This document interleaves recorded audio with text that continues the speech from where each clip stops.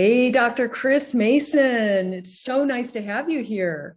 Thanks for having me, Lori. Absolutely. I'm so happy you're here, because you and I have been going back and forth on social media, and, you represent something I think is very important, and that is lifestyle medicine. And it's really something that can help people optimize their health in a very simple way, because health is so complex, right? But you Absolutely. have a way to break it down and make it easier for people. So if you could just tell us exactly what you do, I'd love to let people know. Yeah, absolutely. So we have a very new and unique type of medical practice, and it's actually based on health, wellness, and longevity. And the short backstory, and we can talk more about it if you Mhm. like, but the short backstory is this. For millennia, the human species has pretty much been hardwired and genetically coded to start shutting down in preparation for death, for lack of a better word, in people's in their 40s, right? And Right. usually the average lifespan for this millennia was 48 to 50. Now, with advances in science, technology, and medicine, over the last 100 years, we have almost doubled our average lifespan. But of course, from an evolutionary standpoint, our genes have not yet caught up. So here we are living pretty much the second half of our life, um, in terms of without the support of our body and our hormones, and it's an opportunity for us to really optimize things. Not to mention the fact that the by and large, although we have forgotten now because our healthcare system is really turned into more of a sick care system thanks to True. big business, big pharma, Yeah. and big insurance. What's happened is we all, doctors and people alike, have forgotten really that the prevention, the treatment, and the cure for almost all medical behavioral health problems, even some forms of cancer, lies not in the bottom of a pill bottle, but in six fundamental components of our lives that, if we should optimize, would actually help and help us live a long, healthy, positive, productive, happy life. Especially considering the fact that for the second half of our life, we're pretty much fighting against nature, right? The way our Good genes point. are coded, you know. Yeah. So That's with it. I that, was just going to like underscore what you said there, because a lot of people think that, their youthfulness, their ability to heal, if you will, from cellular injury will be with them throughout their life. Well, it will be, but this much, right? Compared to right, when they were young. So I think it's a really exactly. good point that yeah, very important.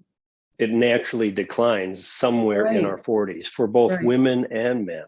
Yeah. Usually, the most, I guess, the most noticeable change for women comes with a term now that we all know, which is perimenopause and menopause. Men have the same thing. It's called andropause. But it's not just our sex hormones like estrogen, testosterone, progesterone, and those, but thyroid, every other kind of hormone we have in our body actually starts to lose its control over being able to be the messenger, or the tool that turns light switches on and off, figuratively speaking, inside our bodies. So it's really important, especially our immune system and oxidative stress and aging on our cellular engine, which is called a mitochondria. All of these things play a big role. And since we are living a whole lot longer than we used to, why not make that the best, right? After Mhm. all, I mean, most of us have accomplished quite a bit in our lives by the time we hit 40 and 50.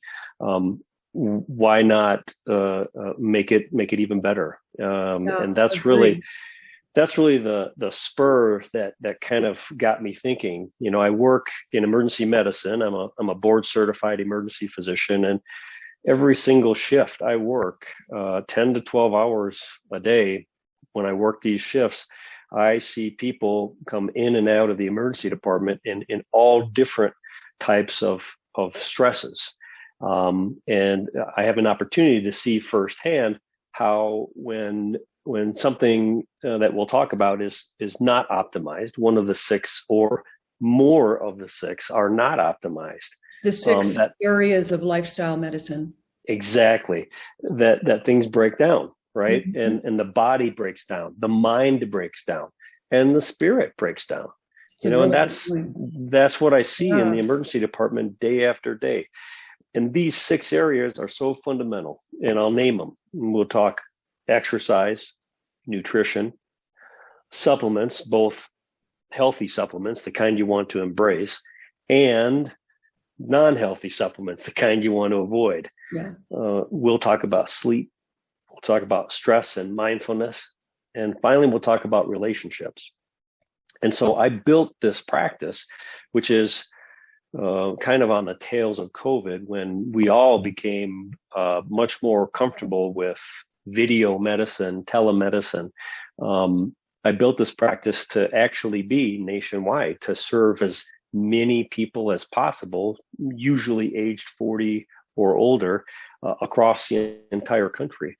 And I built this practice to do that, to help kind of do my part against this conditioning that we're all subject to in this country, both as doctors and, I said, as people.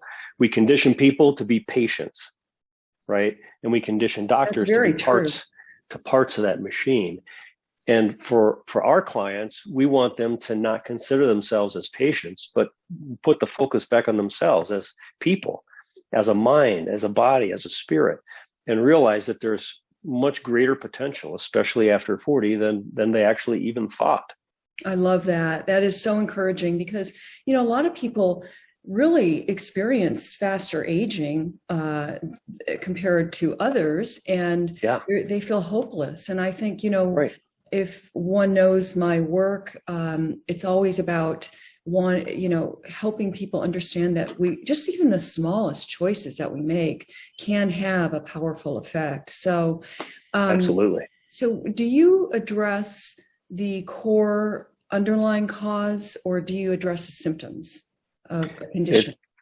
Exactly. It's always at the core, right? So when we talk about these six fundamentals, we actually are addressing the six areas of all human lives that have the direct and equal, I might add, impact on every cellular process in your brain and body.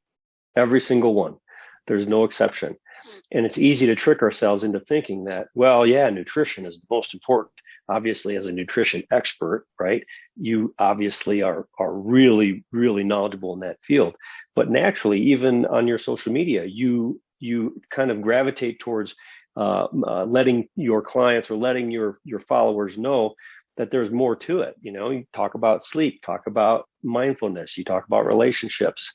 The lifestyle medicine. Right, exactly. And someone might scratch their head and go, well, wow, I usually see Lori post about nutrition, but there is all six of these. And it's easy to trick ourselves into thinking one is more important than the other. Mm-hmm. So naturally we think, okay, exercise and nutrition, that's really all we need. Really, you need all six in equal amounts. And the reason is because not only does each one have a direct effect on what I mentioned before, every cellular process in your brain and body, but also each one has a direct effect on all five of the others. So it's a very interconnected balance that we're talking about here. And so bringing all these in balance. Yeah, and that's important because everything is interconnected. We used to think that the brain was a complete separate entity from the rest of the body, right? Right. And now we know that that is not the case at all, that it's directly connected to the gut, the body, the brain, the hormones. And, even in nature, if you look in nature, everything is connected in some way or another. So can you explain, because my focus is inflammation. So this is a question I think is so important. Can you explain what inflammation is and how, maybe a tip or two in how somebody could go about reducing inflammation in their body? Because, we know inflammation is a powerful force. Absolutely. So the process of inflammation is more or less a side effect of the body's attempt to heal itself.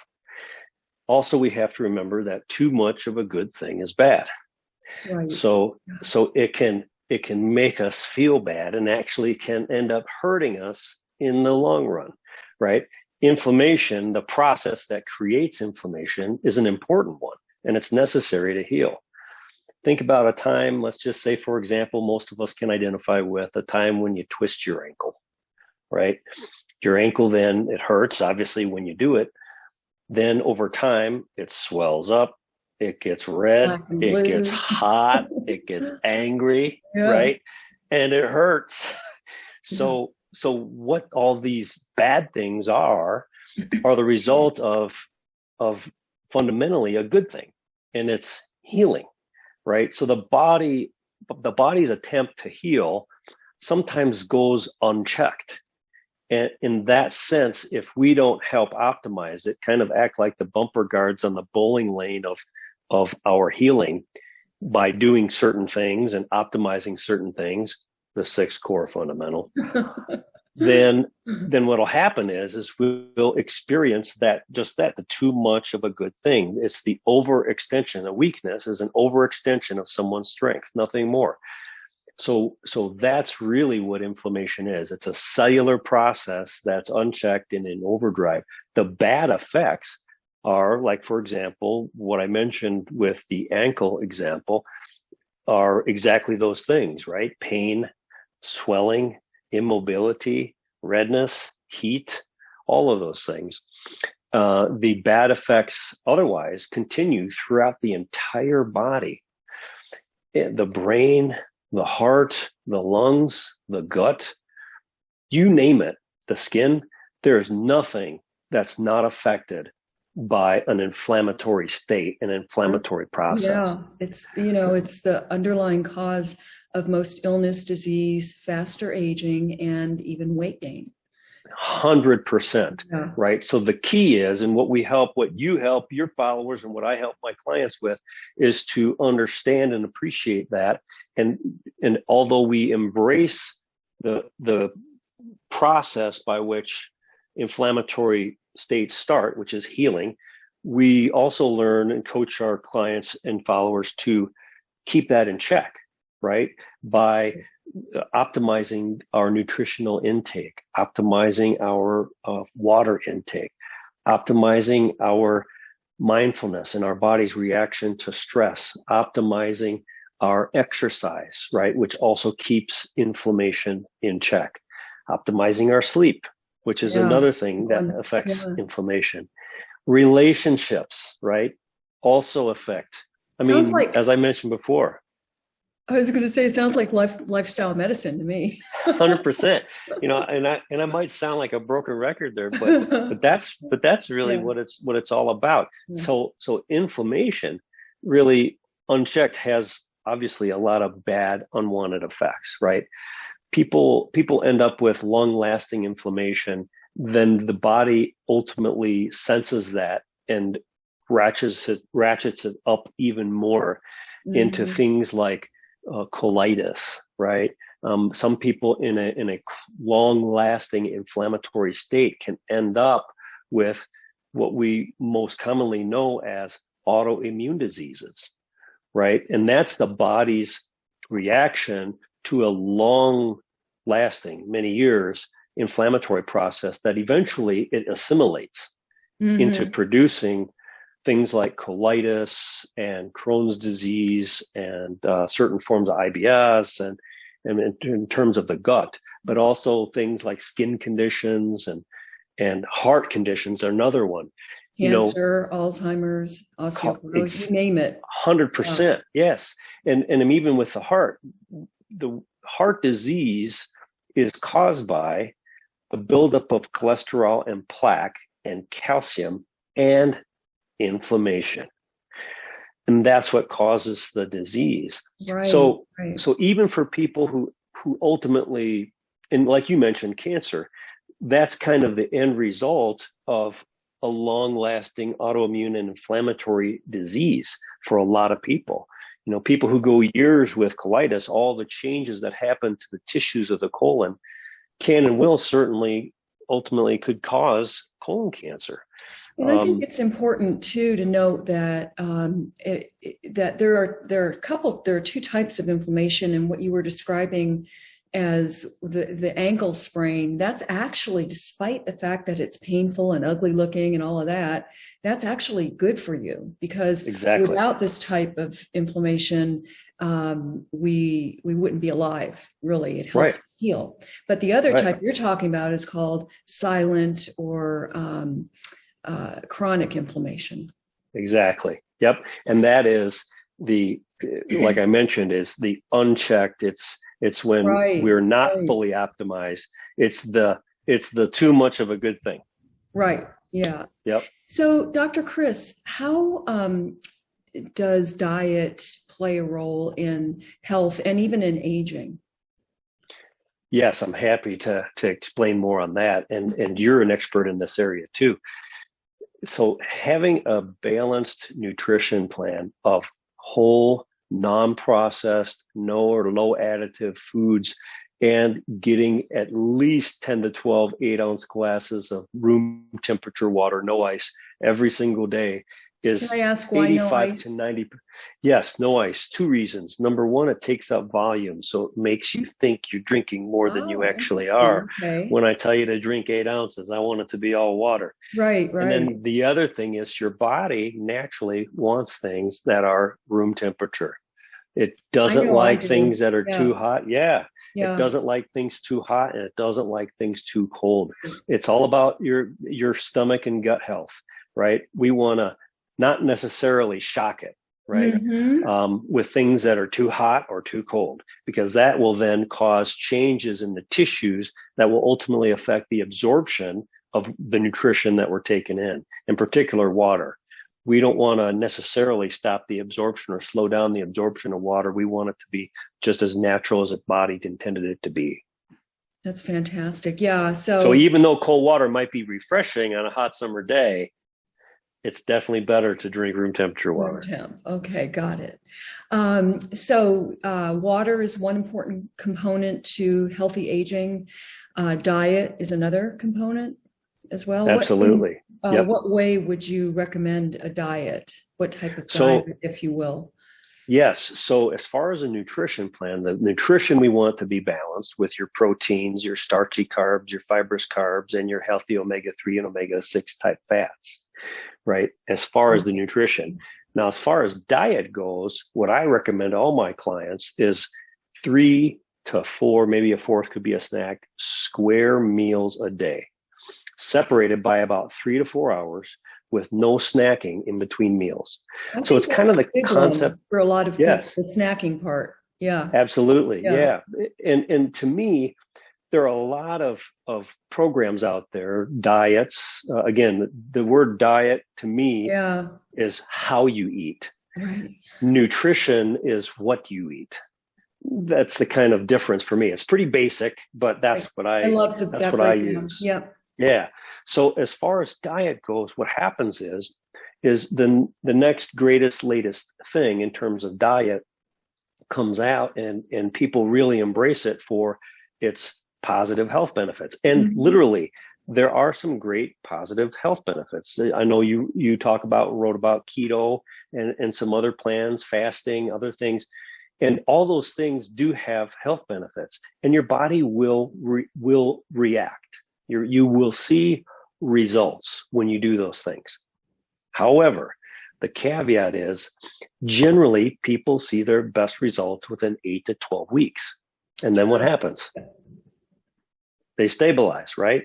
So what's happening is the body gets used to that and then just goes on doing its normal thing. It adjusts to what we're giving it. So I think the best overall for long term, those are tools. Those diet plans are tools, and we can definitely use them to our advantage for certain goals like weight loss and other things. Or health conditions. Exactly. Yeah. That said, our ultimate goal should be to always help our clients get to a place of balance. Why? It's a universal truth. All good things that are good and last forever come from a place of balance. That is, Never really an yeah. extreme. Even our cellular health is all about homeostasis, which means balance. Exactly. When we're not in balance, then we suffer. So exactly. that's a great point. Yep. You made. So for me, as far as a diet plan goes, I will help my clients use those other tools for short periods of time, but our goal will always be to get them on a healthy, balanced diet. And we do have the balance part does have a component of intermittent fasting. It's a mini intermittent fast, and it's no surprise that the fasting period between each meal is 4 hours. Why? That's exactly how long it takes to digest a meal, right? From mouth all the way down. Fantastic, because we need. So you allow the digestion, right? Yeah. You allow the digestion to occur. You're maximizing or optimizing the nutrients that are in the food you're eating. And again, hopefully it's whole foods, right? No additives, non-processed, really. That's what your body needs, as natural as it can get. That's really great. Yeah. And, it got me to thinking about food as medicine and intermittent fasting as a tool to, to literally create balance in our body. So when you're including intermittent fasting, you're also, promoting autophagy if you're fasting long enough, which is cellular housekeeping, if you will, and the cleanup of all the dead junky stuff within the cells. And so, but, I wanted to go back a little bit on hormone health, because I know that you specialize in your practice, lifestyle medicine, hormone health and the importance of it. And so I'll just let you talk about it, because you are an expert in it. Right, exactly. Thank you. So the hormones in our bodies, right? For men and women both, we all have the same hormones as human species, right? We're talking things like thyroid hormone, endorphins, we're talking about testosterone, we're talking about progesterone, we're talking about estrogen. There are literally a very long list of hormones in our body. Hormones are, the best way to describe them are the cellular messengers, right? They turn things on and off, or they speed them up and slow them down. Their job is to kind of try and balance things, right? And when the hormones themselves go out of balance, so does the things that they normally try and balance. So we definitely feel those effects, right? And for men and women both, generally, we feel the effects of all kinds of things. And I'm convinced there's also a connection to even some forms of cancers when the hormones go out of balance, because the messages that are triggered or balanced by those hormones then are not allowed to signal other organs to either turn off or turn on, right? And so then you open yourself up to some forms of cancer. And it's interesting how, if you just look at it, without any literature in front of me, just naturally you realize that by and large, the vast majority of all sorts of cancers happen to us when we're older, right? It's generally a condition associated with people who are 40 and older.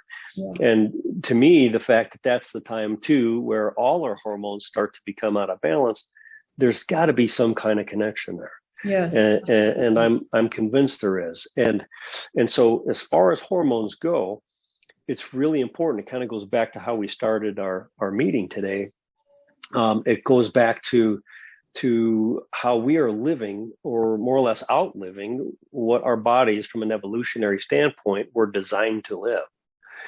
And through doing that, by being alive a lot longer than we're designed to, we have an opportunity in front of us. The opportunity is to restore the balance of youth to our bodies, and restore the health, the wellness, and the vitality of those tissues, and really become younger again from the inside out.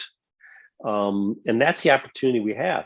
Plus, it comes along with it the protection against heart disease, brain disease, cancer, you name it. All those things that young folks are protected against, we can then become protected against as we age, right? Any of the conditions that we normally associate with aging can be neutralized, at the very least brought down or minimized through hormone balance. So it's really an amazing thing, I think it's an important topic because, I liken it to, as we age, we naturally lose certain nutrients, right? Right. Coenzyme Q10, CoQ10, for example, in the body is depleted, and we have a deficiency as we age when in fact our mitochondria need CoQ10, right? We need it to help create ATP, et cetera, et cetera.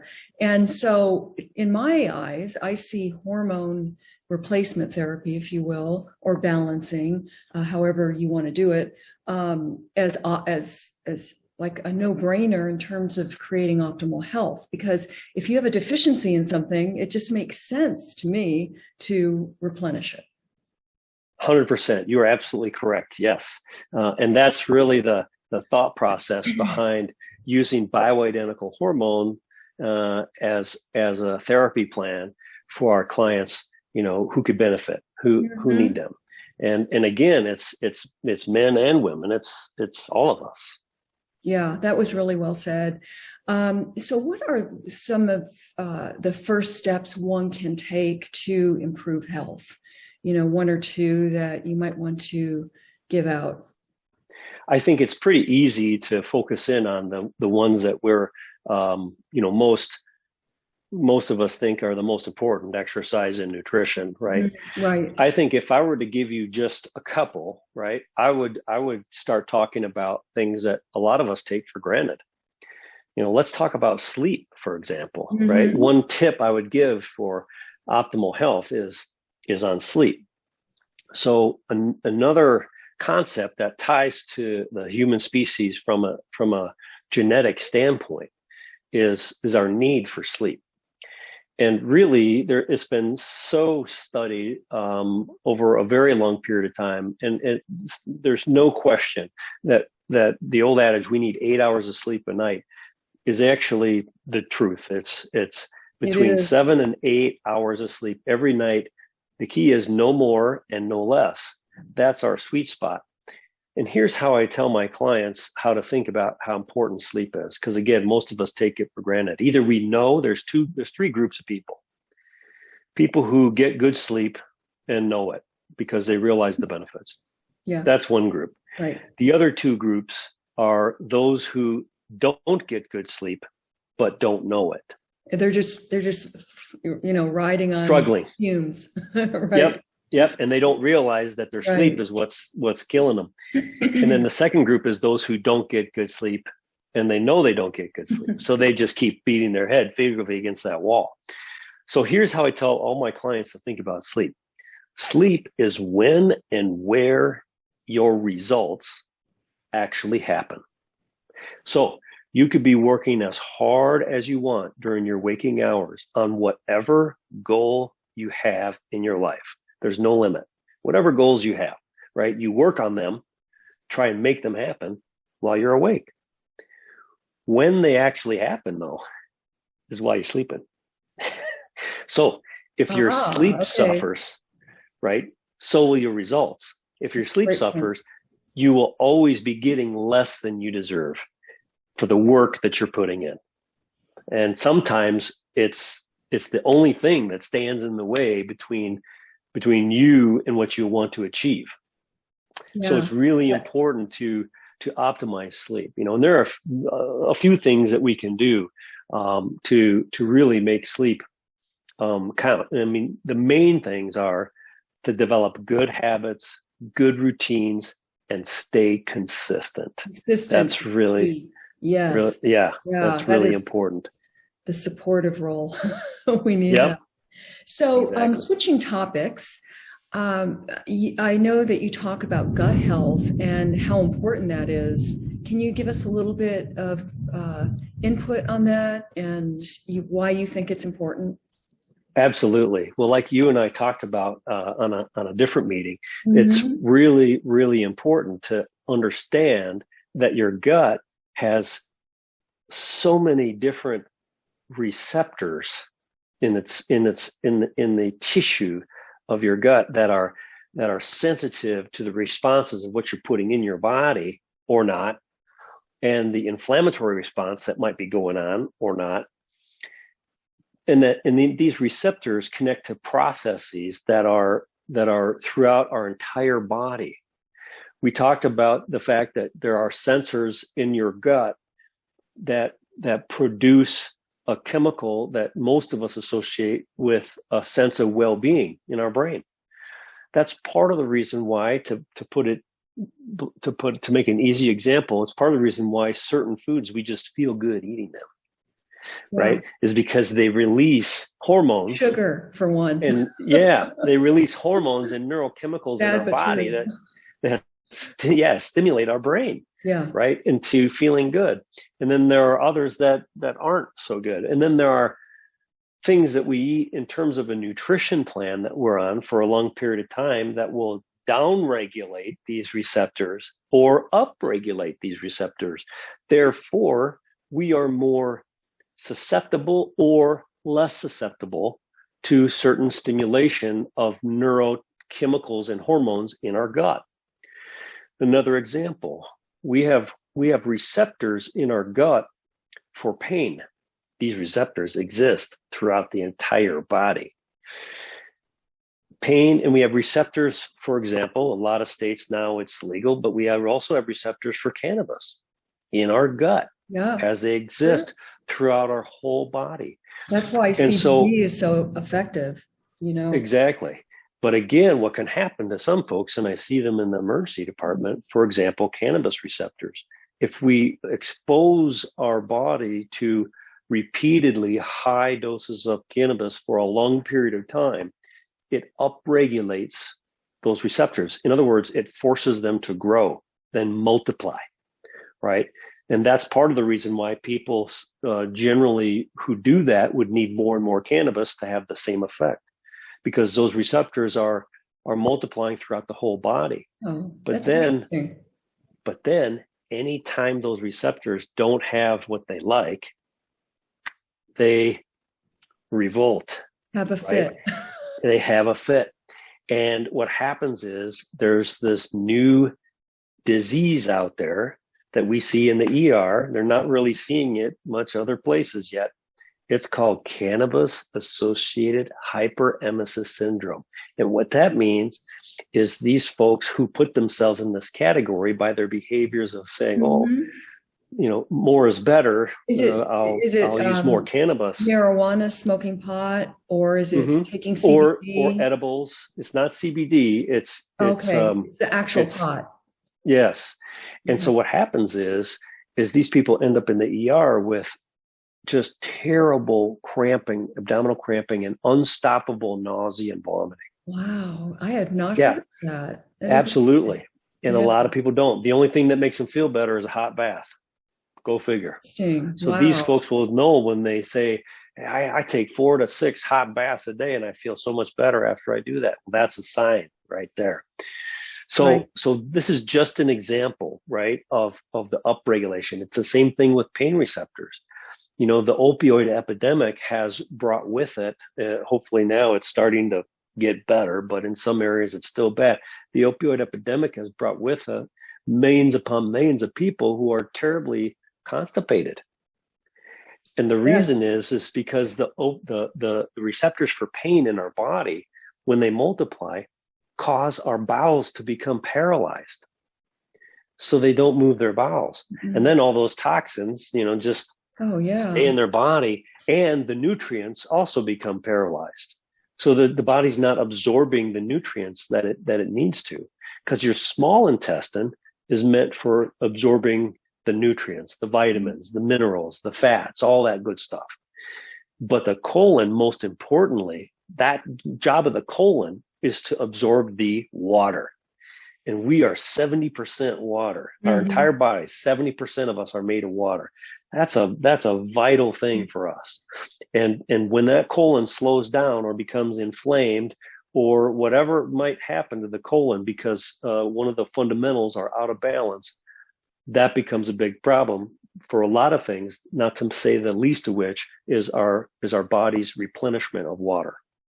That's really well said. Yeah.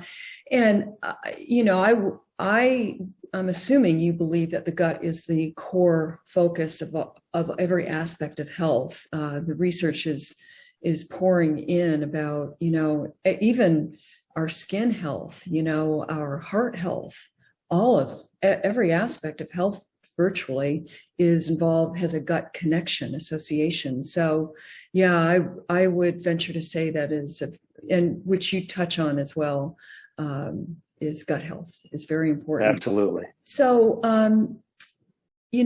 I wanted to ask you, there have been so many changes in both our lives because we've lived a while that we have seen our collective, the collective population's weight explode, type 2 diabetes. We've seen, Alzheimer's is now becoming an epidemic. Yes. It's just everything you can think of is just becoming out of control. And I was just wondering what your thoughts were on that and how did this happen really?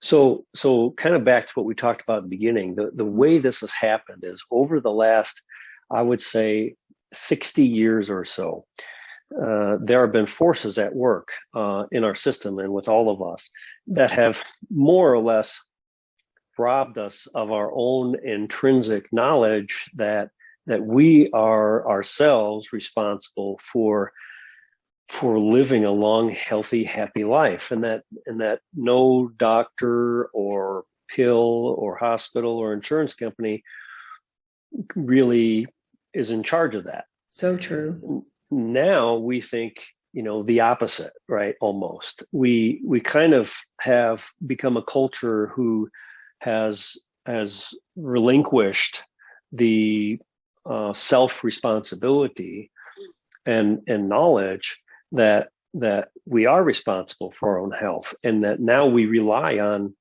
other people and things to do it for us. And really, that's what it boils down to. And the proof of what I'm saying is even in today's medical textbooks, doctors are trained. The very first time they suspect diabetes, which is a major health issue, especially type 2, or high blood pressure, which is also kind of related. And Lori, most of the bad medical problems and bad diseases that come about come as a result of those two things, high blood pressure and diabetes. And then offshoots of those are, of course, everything else: heart disease, brain disease, lung disease, bowel disease, everything. So what's happened is we become conditioned to, throw our hands up and go, well, I can take a pill for that. You see commercials about it all the time. You see Larry the Cable Guy jumping through fiery hoops on his wave runner, saying he can eat anything he wants as long as he takes his Prilosec. Right. No. You knew that was bad the minute that commercial came out. Yeah, exactly. No. Yeah, that's a really good example, though. I love that example that you just did. It is. It's an example, and the problem is that we as consumers are not necessarily to blame directly. We have been exposed through television, marketing, radio, social media, all this stuff. We're constantly exposed to a stream of things that have conditioned us to believe this and behave this way, to put whatever we want or whatever we're hungry for in our mouth, regardless of the implications or the impact on our short-term and long-term health, to not necessarily exercise like we should, to not necessarily pay attention to healthy, positive relationships in our life, and allow ourselves to be, sucked down a hole of negativity, even by someone who passes on the roadway, thinks we cut them off, right? We kind of allow that exchange to become negative for us. We are in a rush. We don't sleep well. We work too many jobs, or we sleep too much, or we're overstimulated by blue light and video games and other stuff. So it's just become a very messy situation for most people to navigate their way to health, wellness, and longevity. And I'll tell you, big pharma, big insurance, big business, big government has been no help, because what they've done is they've not only conditioned us as people, right, to become patients, like I said before, and kind of transformed what we like to call a healthcare system into a sick care system. Let's face it, the way the system in our country is set up is not to keep us healthy. It's more or less set up to keep us sick. Buying those prescriptions. Coming back to the doctor, Yeah. And the doctors themselves have also been part of this system, right? And so they are conditioned just like people are. Right. So much so that in the books, they tell doctors in training that the first time they diagnose or suspect diabetes or high blood pressure, the first line of treatment is, guess what? Guess what it's supposed to be? 6 months of lifestyle changes, 6 months of intensive lifestyle therapy, no medications. They're not doing it. The doctors have been conditioned to whip out that prescription pad and give you a prescription. Worse yet, we talked previously about hormone health. Well, one of the first symptoms women and men experience when their hormones start to go out of balance is irritability, mood changes, anxiety, depression. Well, let's use women as an example, because there's a lot stacked against women in our system. Men, it's usually self-limiting. There's only a few women who self-limit. For the most part, it's a system stacked against them. Number one, a lot of women feel like, it's part of getting older, and they and their family and ones who are close to them just deal with it, and they suffer and they struggle, and it goes on and on and on. And that suffering and that struggling leads to other problems through a process of longstanding stress, which leads to high cortisol, which leads to inflammation. And then, of course, inflammation, we already talked about how long-lasting and how wide-ranging those bad effects are, right? So a lot of women will just suffer with it. But those who go to a doctor at that time in their lives with those kind of symptoms, as I mentioned, the first ones that usually come with hormone imbalance, mood changes, right? Anxiety, depression, they all of a sudden get diagnosed with those things. Normal human emotions, by the way, but nonetheless, they get diagnosed with those things and are given prescriptions for whatever it is: anti-anxiety drugs, antidepressant drugs, mood stabilizing drugs, which have their own dangerous side effects. Like not to mention your mitochondria. Absolutely. Not to mention the fact that then most women go, oh, well, I have anxiety. Therefore, I am an anxious person. Therefore, I need my pill to not be anxious. And so they are then conditioned to think that the route to a better, healthier, happier life is at the bottom of a pill bottle. And we have the system and doctors and ourselves, everybody, to blame, right? Yeah, and so what we got to do is roll it back. Yeah, you explain that so well, Dr. Chris. It reminds me of the vicious loop of that, what you were describing, where you take these medications and it depletes your body of, say, magnesium, right, which in turn causes more stress and depression and, anxiety, right? You need that magnesium. And so 100%. It just becomes this vicious loop. So yeah, that is really important.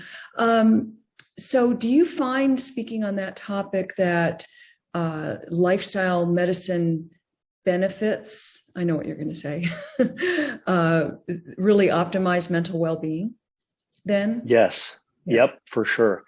because like you just talked about, we're talking about all 6 core fundamentals, right?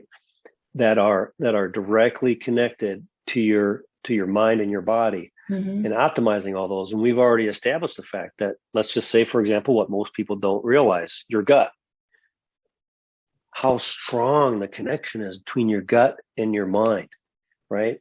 And a sense of health and well-being, right? And all of these are just as equally and just as strongly connected to your mind, to your body, to your spirit, and it connects all 3 of those. So that really, in terms of mental health and behavioral health, I can't say it enough. It's really the connection that matters most. And back what we were saying before of how certain drugs we take will actually hurt us, not help us.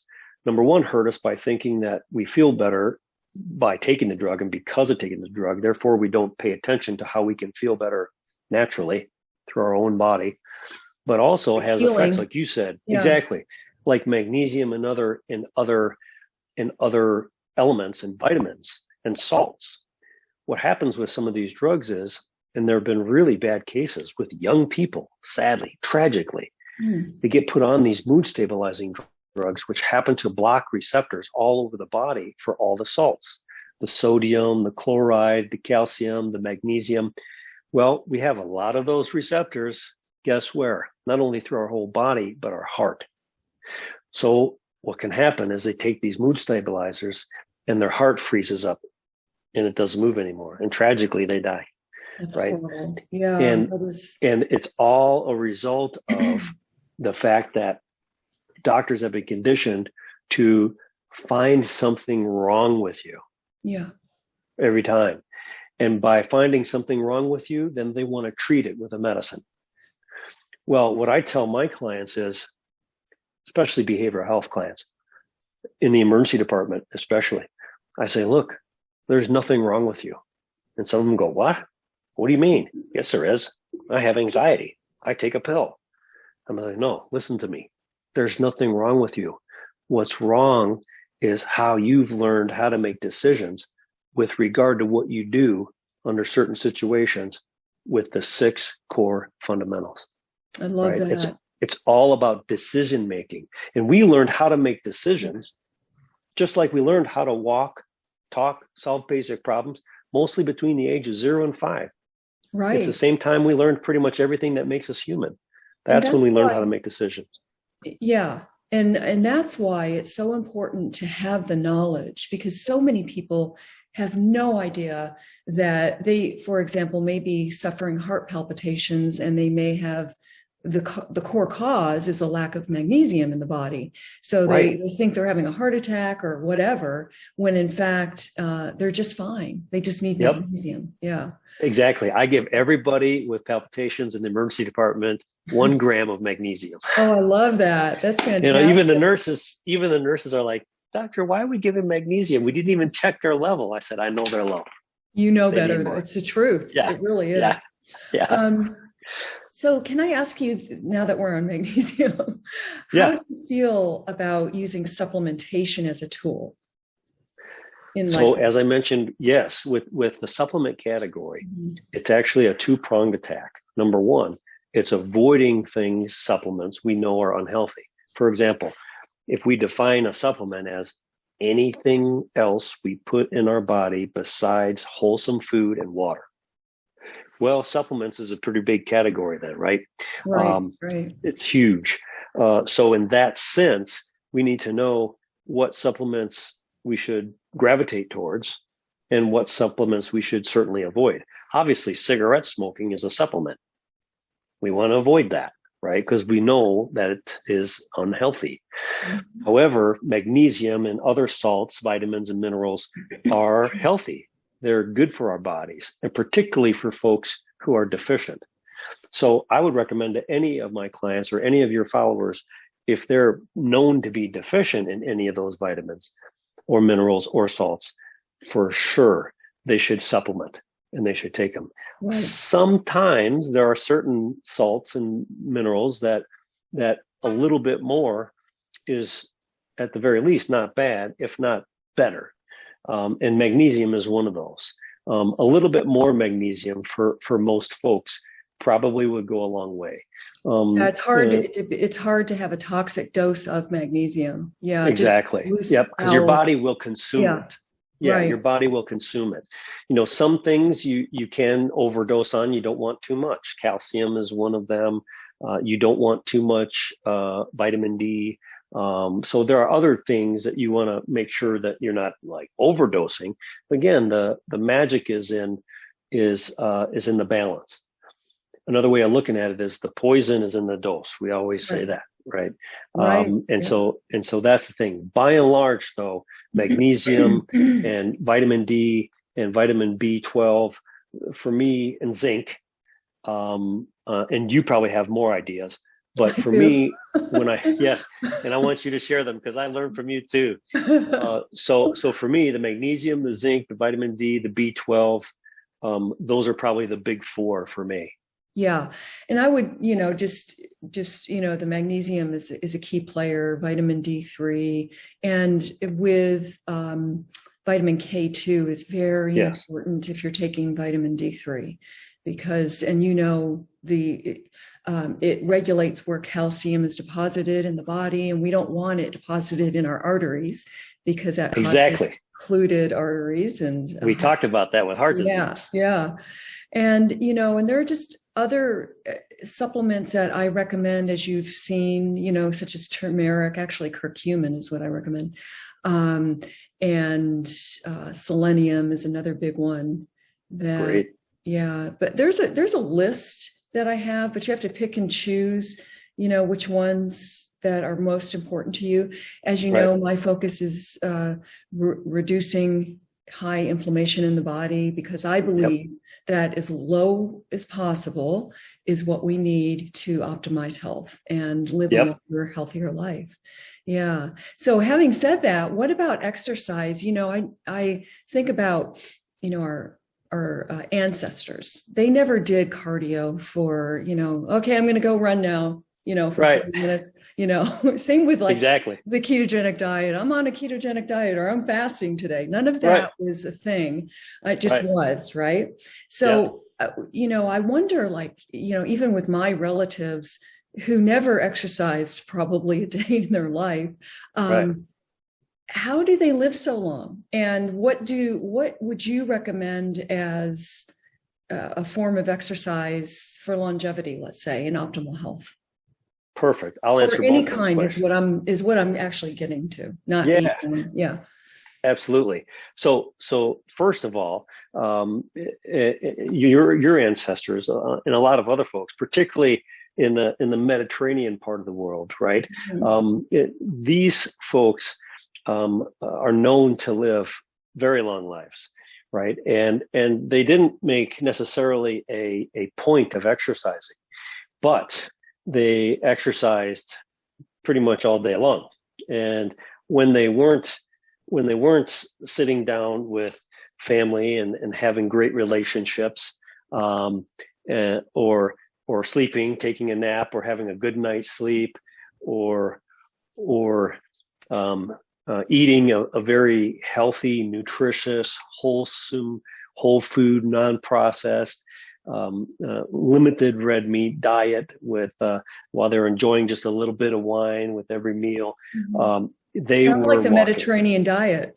Yes, describing, or the blue zones, actually. Yes, the blue zones. Yeah, they were walking. Right, they walked everywhere. And so what the studies of these populations have shown, in addition to the specific type of diet, or I'll say specific type of nutrition that they fed themselves, and the diet that they followed, which is the times a day they ate and how many meals they ate, in addition to all the other 6 areas or 5 areas of lifestyle medicine, they walked, right? And there's a lot to be said for a medium level intensity of walking and physical work. That there, combined with their nutrition plan and their diet, kept them healthy from the inside out. Not as many That toxins. Yeah. exactly. Yeah. Yeah. So that really helps with heart health, brain health, gut health, skin health, body health, Right. vision, everything. And Yeah. it keeps them young and vibrant. Now, in terms of the best type of exercise for longevity and health and wellness and anti-inflammatory and everything else, even though that kind of exercise helped keep those populations um, young and prevented bad aging, we can optimize it by, and I will say this before I forget, I still include a component of that in my recommendations to my clients and your followers. As I say, as often as you can and as consistent as you can, after every meal, I want you up and Oh, walking for 10 to 30 minutes. It's excellent. called a postprandial walk. All right. And every time you eat a meal, get up and move around. Now, some people work in a busy office. Well, okay, if your time is limited, you eat your lunch and then you get up out of your desk and you go walk around the building a few times, Do 10 do a few squats. laps. Yeah. Right. Right. Whatever you So can do. the point is it's a low intensity Mhm. process, right? That helps mobilize the nutrients from the meal you just ate and makes the most of them. So that's still in all my plans. Now, what's the best exercise program for health, wellness, and longevity? Overall, anti-inflammatory, anti-aging, antioxidant. Well, it revolves around lifting weights, moving heavy things, right? This was, we found after study has shown that for your muscle health, bone strength, joint flexibility, joint strength, balance, the whole 9 yards, everything that becomes more and more important with every day we age is enhanced and optimized through a proper weight training program. Now, you can certainly go to a gym and lift barbells, cables, and dumbbells, and you do it in the right way. This is a great benefit to you, but we can't allow that to limit our thinking. We can do body weight, right? I mean, there we're still moving weights. We can use rubber bands, right? They make special rubber bands that people can use, and you can travel with them anywhere because they fit Yeah. in a Yeah. tiny little bag. Whatever it is, it's resistance. So number one is it revolves around resistance training. Now, I have all my clients, and I'll recommend to all your followers. We do resistance training in three ways. Number one way is we want to focus in on metabolic training. Okay, so the metabolic part of it means that you go from one exercise or one set to another with very little rest. This will get your heart pumping, and it actually gives you the benefit of two main things. Number one, you get all the heart health benefit that you would from otherwise being on a treadmill or going for a run, right? So you get the heart health benefit, and you also get, because you ignite a fat burning metabolic furnace that lasts for 30 plus hours afterwards. It's a thermogenic afterburner effect, right? And after Fantastic. every workout. So you can Yeah. really help with fat loss by focusing on metabolic training. The second area that we talk about when it comes to resistance training is I want my clients to do a lot of reps, right? It's more about volume training than it is about the weight you're lifting, right? We still want you to have a weight that you can use explosivity and power coming on the contraction phase, but on the relaxation or the elongation phase, we want you to resist gravity so that you're helping with your tendons, your connective tissue, and your joint health. Fantastic. So it's really important that we focus in on volume training. It's the muscle and the joint health and strength and flexibility depend on what is known as time under tension, right? So you want to maximize your time under tension, contract with explosivity and power, and elongate with resistance. So that's the second part. The third part of resistance training, I have all my clients, and I'll tell your followers to focus in on, is called compound movements, functional training. Right. So we're not just going to sit there in front of a mirror and do curls, right? We are going to, or we're not just going to drop down and give ourselves 10 push-ups. Instead of just doing curls, we're going to do what's called a single leg Romanian deadlift into a curl, into a press overhead. Or when it comes to body weight, instead of doing 10 push-ups, what I want you to do is 10 push-up burpees with a jump, right? You can already imagine how gassed you'd feel. Yeah, how gassed you'd feel after doing the 10 push-up burpees with a jump. That's an example of a functional exercise. I love that. It's in a lot of people have joint problems. They ache and they hurt. And so in order to do that, they're afraid to do it essentially because it's painful, right, or they're stiff and they can't move their joints very well. But would you say that that doing more and just slowly increasing the amount that they do is beneficial to their joints and tendons? Absolutely. Absolutely. And to start a program like this, like for example, to say to yourself, well, I really can't do 10 push-ups, let alone 10 push-up burpees. But number one thought is, can I do 5? Can I do 1? Can I do 2? So think in terms of the numbers you can do. The second way to think of it, or to modify, is just that, is to modify, right? So modify with speed and modify with the level of resistance, not necessarily the range of motion, right? So for because example, that's really what's a squat would like doing instead of doing a full squat, you do either a half squat or a quarter squat, whatever you were able to muster. Yeah. Yep, exactly. So there's 2 ways to work on your squats.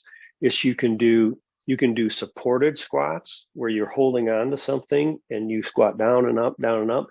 But as you progress in that, you're going to want to continue to challenge yourself. Never allow your body to become used to what you're doing, right? So that's one way, is to do supported squats or partial squats and then get deeper and use less support every single time Love that. you do it. Yeah. It's great. Another way to do it is to start from the bottom and then support yourself on the way up. So going back to what you were talking about before, ancestrally, eons ago, right? The squat position was common. We didn't have chairs, right? Humans squatted everywhere, right? We were all just squatting to do this or that or forage. We do it for exercise. Fishing. Right. But actually not the right way, though, actually. Exactly. Right. Yeah. So we don't do nearly enough deep squats, like where you're squatting like a catcher. I mean, all the way down. Yeah. So one way to help build up your joint strength and your muscle strength and your flexibility and balance is to get all the way down in a deep, deep squat. And then get up with help. Like, so have something that helps you get assisted up. And eventually you can use less and less assistance and develop not only your strength of your posterior chain, your hamstrings, your calves, your butt muscles, your low back. Which is what we ignore a lot of the times because we're sitting or hunched over or have bad posture. But it's also gonna help with your ability to do more squats moving forward. So deep squats, I think everybody should be doing deep squats to the best that they can. And for those that can't do it, as you said, just ease into it and do as much as you can and increase gradually. Yeah, and do what you can, because you want to build the muscle around the knee joint, for example. You absolutely want to do that, and that's going to take away the pain, believe it or not. And so that's what you want. You want those strong muscles around the knee joint to ease the pain. And it's all joints. Yep, it's all joints, right? Yeah, all joints. When I see people in the ER for a flare up of their back pain, they ask me, what they can do. Obviously, they've been conditioned, like I've been saying, to look for the answer in the bottom of a pill bottle or at the end of a needle. They ask me what they can do for long term, and I tell them, I say, look, you got to increase the size and strength of the muscles surrounding your joints, particularly the low back. When most of us think of doing core exercises, most of us just do the front of our core, right? Right. What I tell all my clients and what I'll recommend to your followers are every time you do a core routine, you need 3 core muscles to be activated. So 3 distinct moves, each of one are activated to target a certain muscle group. Number 1, the lower abdominal muscles close to the pelvis in the center. Number 2, the obliques, which are right near your hip bones on the side in the front and wrapping around the side. And finally, the low back and the glutes. Your back and your butt are part of your core. You can't ignore them.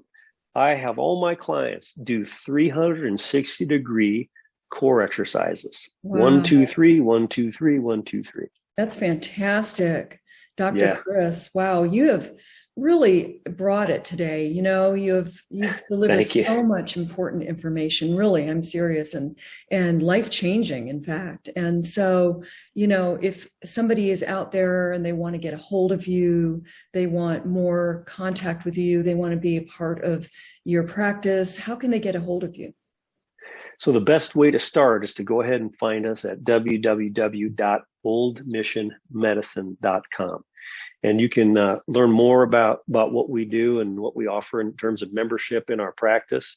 And you can actually either send me a message, give me a phone call, or you can actually also sign up to be a member in the practice. The way that works is if you go to the website, to the pricing page, and you click sign up for an initial consultation, what'll happen is, and I think for women, it's $260. For men, it's $275. But what that includes is a fully comprehensive lab panel, which includes vitamins and salts like B12 and vitamin D, but also heart health, inflammatory markers, metabolic panel, blood counts, hormone levels, you name it. And honestly, the cost is actually less than wholesale on that lab work. So I'll subsidize part of that cost. And as part of that fee, then they'll get a 30 to 60 minute consultation with me over video. And we'll talk about the lab results, what they mean. We'll talk about lifestyle medicine, the practice, how it fits into their overall sense of health, wellness, and longevity, and exactly how we could potentially help our clients achieve all their goals and more. And from there, they decide if they want to be a member of the practice. That's fantastic. Yeah, and I just can't underscore enough the importance of having personal care and customized guidance. Yes. It's totally customized. Yeah, you just get if you go to a doctor, generally it's a prescription and see you later. Right. So I love that. I love what you do. And that's why I wanted to bring you on Awesome. You could share that. And people need to know about lifestyle medicine. Yes. So. Yes, absolutely. Well, thanks, Lori. I appreciate it. All right. Well, thank you so much. All right. Have a great day. You too.